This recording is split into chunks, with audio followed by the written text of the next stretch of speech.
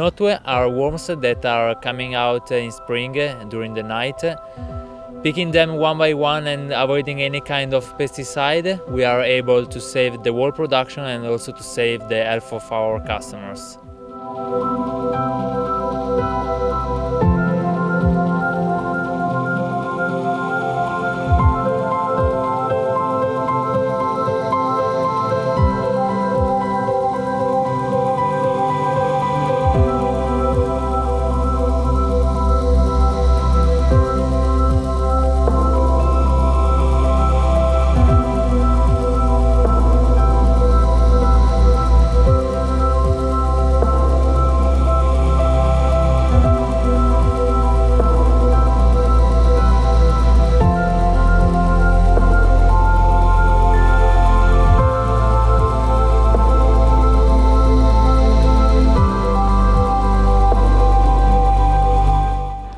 Another method is to place these dispensers.